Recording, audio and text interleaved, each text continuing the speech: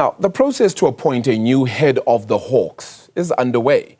Lieutenant General Godfrey Lebeya, who headed the Hawks from 2018, retired on the 30th of May, but as David Bruce, a consultant on policing at the Institute of Security Studies, argues, who will take up the baton?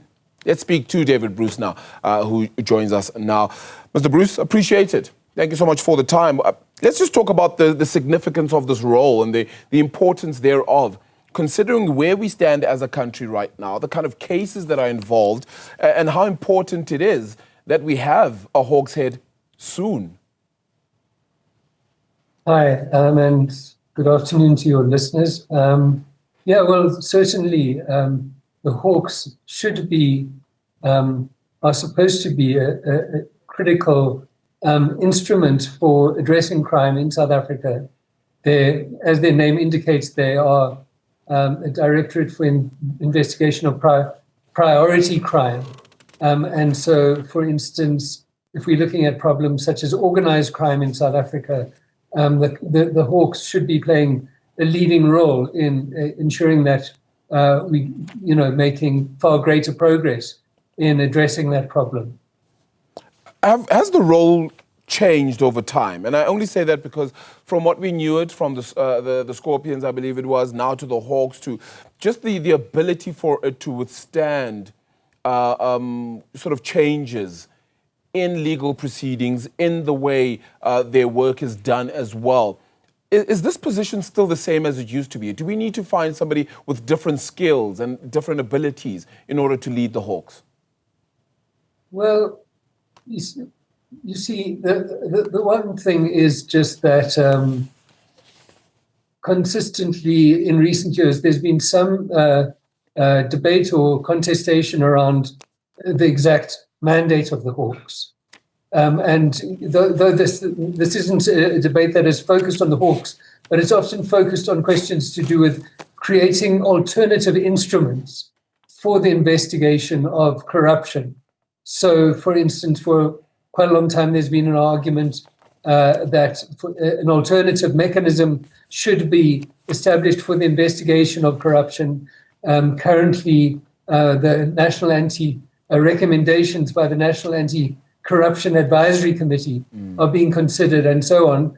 But the key thing that's in many ways been neglected is, the fundamental importance of having an effective organization and an effective system for instance, responding to organized crime, to complex financial crime, which is also supposed to be part of the mandate of the Hawks. And then also, they continue to have a responsibility in relation to the investigation of corruption. Yeah, you spoke about those regulations. Should those be, when you look at it, should it mean that the Hawks head actually has more power? Should we really be increasing the mandate of the Hawks head, the Hawks itself, as you've been alluding to? Should we be changing a lot when it comes to how the Hawks gets to deal with corruption and crime? Well,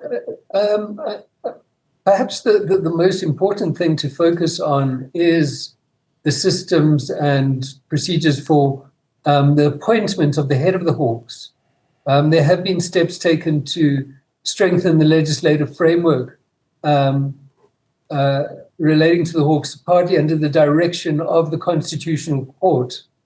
And so, in many ways, there is already a reasonable legal framework in place. But one of the critical weaknesses is in relation to the provisions relating to the appointment of the senior leader, the Hawks head. Yeah, improving coordination, though, with other law enforcement and intelligence agencies, that's going to be also critical. How exactly do you get that right as the new leader of the Hawks, whoever gets appointed? Well, you see, I think that's a good question. For instance, if one's talking about the investigation of organized crime, currently we have a very fragmented system. In some ways, the responsibility for gathering information on organized crime is often seen as the responsibility of crime intelligence. while on the other hand, the Hawks is supposed to be a principal instrument for investigating organized crime. But then you also have provincial organized crime investigation units, other provincial organized crime investigation units falling under the SAPS. You also have an organization like SARS, which also carries out investigative activities relating to aspects of organized crime.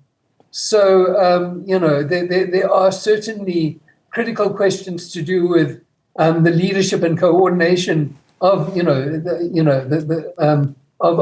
for instance, the country's response to organized crime, and whether that should be better coordinated. I mean, I think there is certainly a strong argument that can be made in that regard.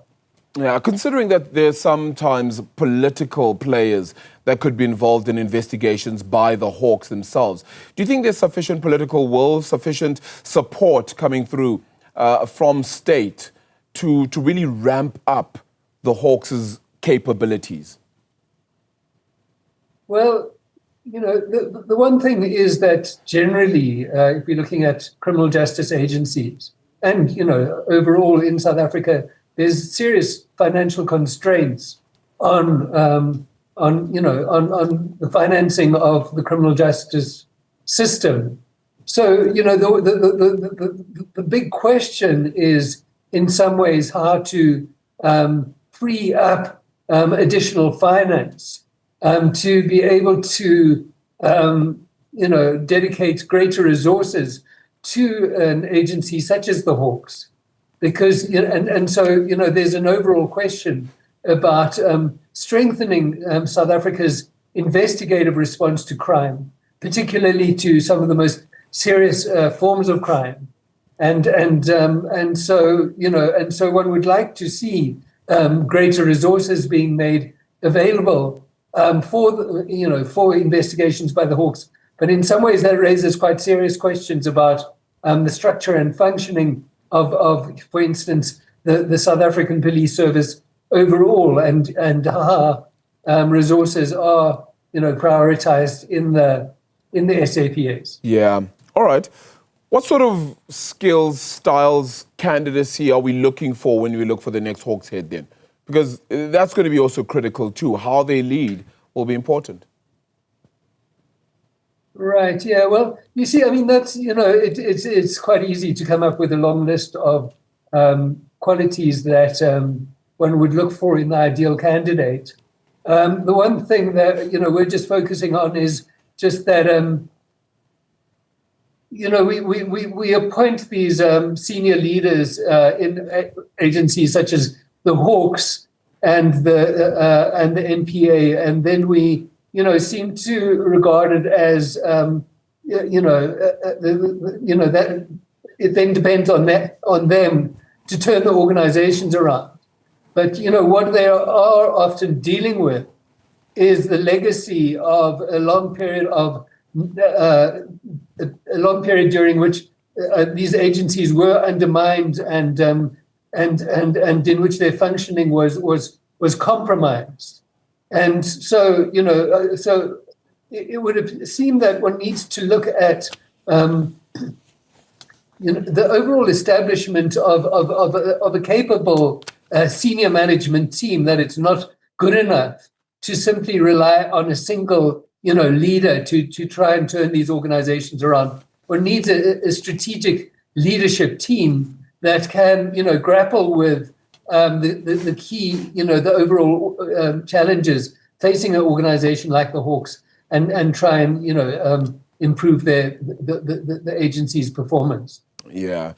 David Bruce, appreciate the time. Thank you for joining us this afternoon here on Newsfeed PM, consultant on policing at the Institute for Security Studies. David Bruce there joining us as we just talk a little bit more about the credibility of the new Hawks head, whoever it is that may, of course, come to the fore, because the former Hawks head himself has indeed vacated that seat as of the 30th of May.